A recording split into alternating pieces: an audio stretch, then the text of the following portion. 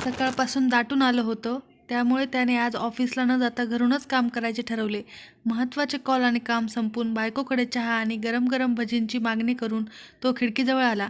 खिडकीतून पाऊस पाहता पाहता त्याच्या काळजात शिरला आणि तो जणू पाणी शिंपडून झोपलेल्या आठवणींना जागे करू लागला. दशकांपूर्वीची ती पहिली भेट जणू या पावसाने हिरवीगार केली होती. खरंच तर एकाच शाळेत एकच वर्ग, पण एकमेकांचे नाव माहीत असणे इतकीच शाळेपासूनची ओळख. बाकी संवाद शून्य, जणू ओळखीचे अनोळखी. त्यानंतर दोघेही आपल्या पुढल्या शिक्षणात आणि नवीन कॉलेजच्या घोळक्यात सामावून गेलेले.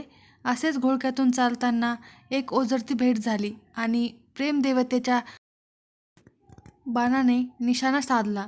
त्याच्या मनात जणू एखाद्या चित्रपटातला प्रसंग शोभावा अशी व्हायोलिन वाजू लागली.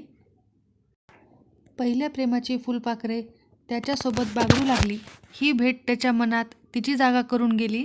ही काही क्षणाची भेट त्याच्यासाठी आयुष्यातील एक स्मरणीय आठवण होती. सोशल मीडियाच्या पिंजऱ्यात दोघेही कैद झाले. प्रेम म्हणजे काय असावं हे उमगायच्या आधी होतं तेच पहिलं प्रेम. इंद्रिय सगळी मनाच्या अधीन झाली होती. चित्रपटाची नायिका कोणीही असो, त्याच्या डोळ्यांना मात्र त्याचीच नायिका दिसत होती. आता तो एकांतातही एकटा नव्हता. सावलीसारखे तिचे आभास त्याच्या सतत सोबत होते. सकाळी उठल्यापासून रात्री झोपेपर्यंत आणि अगदी रात्री स्वप्नावरून सुद्धा तिचे अधिराज्य झाले होते. थोड्या महिन्याच्या अवधीतच दोघांचेही स्टेटस कमिटेड झाले. दोघंही त्यांच्या पहिल्या प्रेमाच्या रोपट्याला पाणी घालीत होती आणि मोबाईलमध्ये खत तर होतेच जोडीला. आता त्या रोपट्याबरोबर दोघेही समजूतदार झाले होते. दोघेही नोकरी करू लागले. नवीन नोकरी, नवीन मैत्री, नवीन जीवनशैली यात रमून गेले. पण रोपट्याची काळजी जमेल तशी घेत होते. हळूहळू दिवस जाऊ लागले तसे नवीन मैत्रीत संवाद वाढू लागले.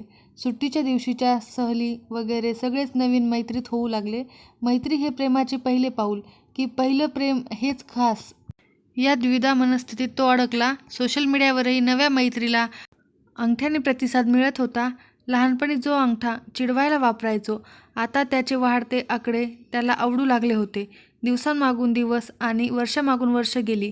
आता जुन्यापेक्षा नवीन गोष्टीत तो जास्त रमू लागला. नव्या मैत्रीनेही नात्याला दुजोरा दिला होता.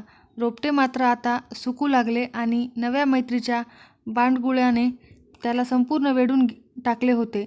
पण त्याचे त्याला काहीच वाटेनासे झाले होते. मैत्री हाच प्रेमाचा पाया, यावर त्याचा पूर्ण विश्वास बसला होता.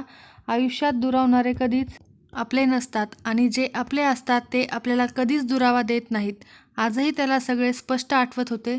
आज त्याच्यासमोर चहा आणि भजी घेऊन उभी होती त्याची लग्नाची बायको आणि त्याचे दुसरं प्रेम म्हणजे त्याची चिमुरडी. त्याने सहज तिला विचारले, आठवते का आपली ती ओझरती भेट? ती क्षणिक भेट म्हणजे जणू नियतीने रचलेले एक गोड चक्रव्यूह होते. त्यात ते दोघेही प्रेमाने अडकले होते.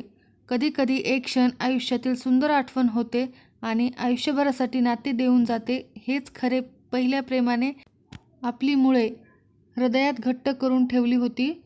आता तर तो वृक्षच झाला होता आणि त्याच्या सावलीत दोघांचा छान संसार बहरला होता. आयुष्याच्या पहिल्या पानावर भेटलेली व्यक्ती शेवटच्या पानावरही सोबत असल्यास मधली काही पाने गहाळ झाली तरी गोष्ट सुंदर होते.